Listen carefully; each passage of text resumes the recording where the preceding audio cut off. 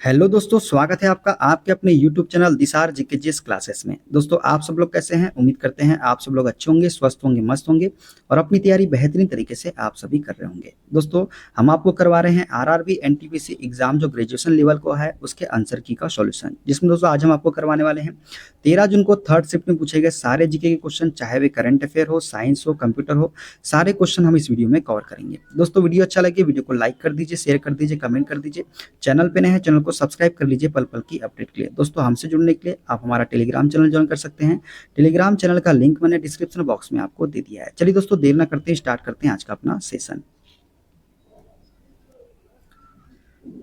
MS word document पर watermark apply करते समय निम्नलिखित में से कौन सी सेटिंग प्रत्येक पेज पर इसके सटीक स्थान निर्धारण और साइज पर सबसे कम नियंत्रण प्रदान करती है? तो ये है दोस्तों ऑप्शन नंबर 3, वाटरमार्क गैलरी से पूर्व निर्धारित वाटरमार्क टेम्पलेट का उपयोग करना।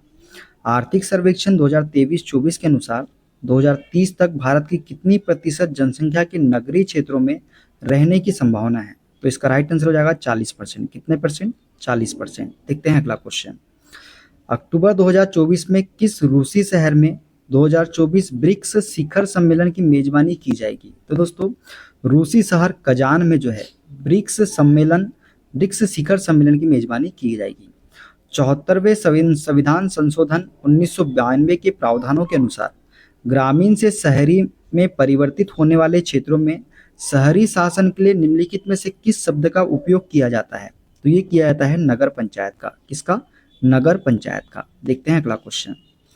निम्नलिखित में से कौन सा जीव स्वपोषी और विषमपोषी मोड दोनों प्रकार के पोषण प्रदर्शित करता है? तो युगलिना जो है ये स्वपोषी और विषमपोषी मोड दोनों प्रकार के पोषण प्रदर्शित करता है। देखते हैं अगला क्वेश्चन।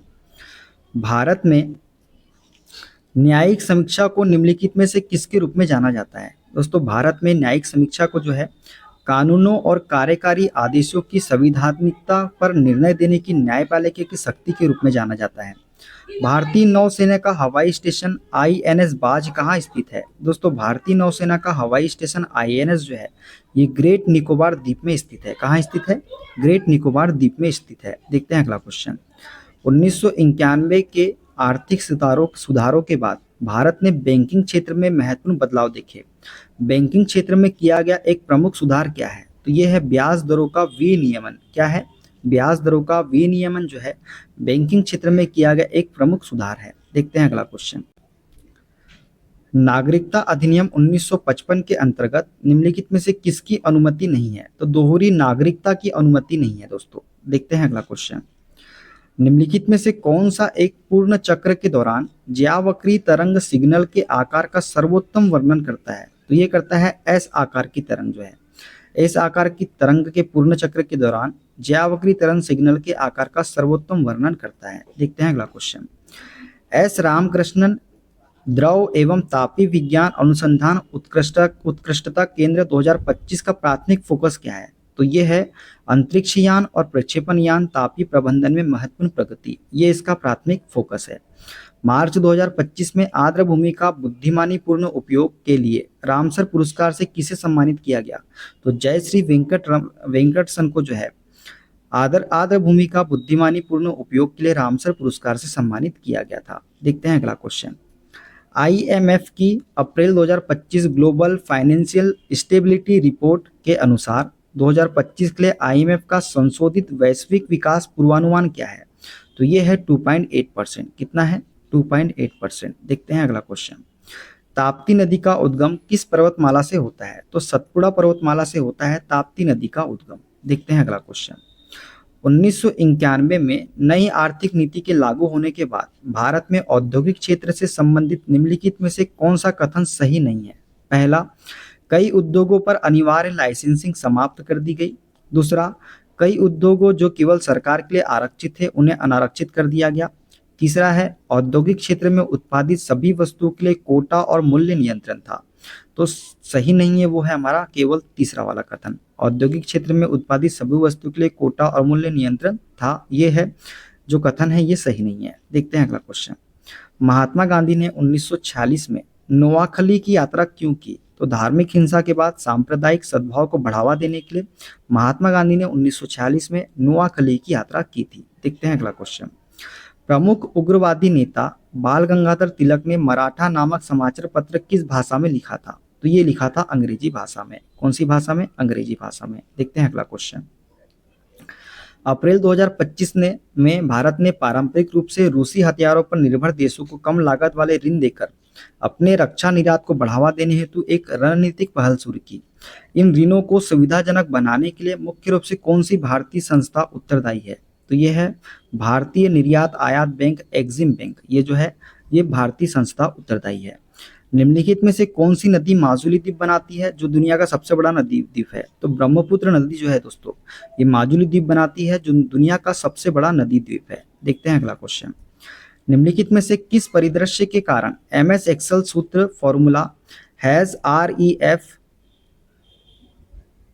त्रुटि उत्पन्न करेगी? तो दोस्तों किसी ऐसे पंक्ति या स्तंभ को डिलीट करना जिसमें किसी अन्य वर्कशीट में सूत्र द्वारा संदर्भित सेल है, ये इसका सही है। देखते हैं अगला क्वेश्चन। किस अधिनियम ने शासन की शक्ति ईस्ट इंडिया कंपनी से ब्रिटिश क्राउन को हस्तांतरित कर दी थी? तो भारत सरकार अधिनियम 1858 ने जो है ईस्ट इंडिया कंपनी से ब्रिटिश क्राउन को हस्तांतरित कर दी थी शक्ति। ठीक है, देखते हैं अगला क्वेश्चन। 74वें संशोधन अधिनियम 1992 में शहरी स्थानीय निकायों को कौन सी प्रमुख शक्ति प्रदान की? तो शासन के लिए संवैधानिक रूपरेखा प्रदान की थी 74वें संशोधन अधिनियम 1992 ने। देखते हैं अगला क्वेश्चन। MS वर्ड 2019 में find and replace feature Ctrl+H का उद्देश्य क्या है? तो विशिष्ट टेक्स्ट को सर्च करना और उसे अन्य टेक्स्ट में बदलना, अन्य टेक्स्ट से बदलना जो है ये Ctrl+H का उद्देश्य है।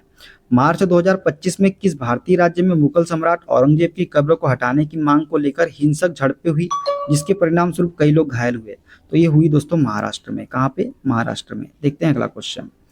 ट्रांसपेरेंसी इंटरनेशनल के 2024 भ्रष्टाचार धारणा सूचकांक में भारत का स्थान क्या है? तो 96 स्थान है ट्रांसपेरेंसी इंटरनेशनल के 2024 भ्रष्टाचार धारणा सूचकांक में। निम्नलिखित में से कौन सा शेड्यूलिंग एल्गोरिदम कॉनवॉय प्रभाव के प्रति सबसे अधिक संवेदनशील है, जहां एक लंबे समय से चल रही प्रक्रिया अपने पीछे चल रही छोटी प्रक्रियाओं को अवरुद्ध कर देती है? तो यह है पहले आओ पहले पाओ, FCFS। देखते हैं अगला क्वेश्चन। 4 से 6 अप्रैल 2025 तक जर्मनी के रिसा में सेक्शन एरेना में कौन सा डॉट्स टूर्नामेंट आयोजित किया गया? तो दोस्तों ये आयोजित किया गया अंतर्राष्ट्रीय डॉट्स ओपन। कौन सा? अंतर्राष्ट्रीय डॉट्स ओपन। निम्नलिखित में से कौन सा शासक चंद्रगुप्त का उत्तराधिकारी था, जिसने 297 और 273 ईसा पूर्व के बीच शासन किया? तो ये थे हमारे बिंदुसार। कौन थे? बिंदुसार। देखते हैं अगला क्वेश्चन। विश्व भर में फिनॉल उत्पादन का प्राथमिक औद्योगिक प्रक्रम कौन सा है और इस प्रक्रम में प्रयुक्त मध्यवर्ती क्या है? तो यह है क्यूमिन प्रक्रम, क्यूमिन हाइड्रोपराक्साइड। कौन सा? क्यूमिन प्रक्रम और क्यूमिन हाइड्रोपराक्साइड। देखते हैं अगला क्वेश्चन। राष्ट्रीय तकनीकी वस्त्र मिशन का फोकस क्या है? तो यह है तकनीकी वस्त्रों का विकास जो है राष्ट्रीय तकनीकी वस्त्र मिशन का फोकस है। दिसंबर 2024 में पूजा शर्मा को BBC की 100 सबसे प्रभावशाली महिलाओं में शामिल किया गया। वह किस उल्लेखनीय सामाजिक सेवा के लिए प्रसिद्ध है? तो दोस्तों पूजा शर्मा जो है लावारिस शवों का अंतिम संस्कार करने से संबंधित है। देखते हैं अगला क्वेश्चन। भारत की अग्रणी गैर बैंकिंग वित्तीय कंपनियों में से एक India Infoline finance limited IIFL finance ने महिला दिवस 8 मार्च 2025 के अवसर पर अपनी कितनी मौजूदा शाखाओं को सभी महिला कर्मचारी वाली शक्ति शाखाओं के रूप में पुनः ब्रांडेड किया है? तो ये 7 शाखाओं को किया है। देखते हैं अगला क्वेश्चन। भारत के उड़ीसा के खंडगिरी में स्थित निम्नलिखित में से किस गुफा को 24 जैन तीर्थंकरों की नक्काशी के लिए जाना जाता है? तो त्रिशूल गुफा को जाना जाता है 24 जैन तीर्थंकरों की नक्काशी के लिए। देखते हैं अगला क्वेश्चन।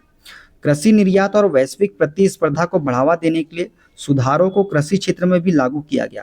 निम्नलिखित में से किस पहल का उद्देश्य कृषि वस्तुओं के लिए एक निर्बाध राष्ट्रीय बाजार बनाना है? तो यह है ई नाम का उद्देश्य। ई नाम का उद्देश्य जो है कृषि वस्तुओं के लिए एक निर्बाध राष्ट्रीय बाजार बनाना है। देखते हैं अगला क्वेश्चन।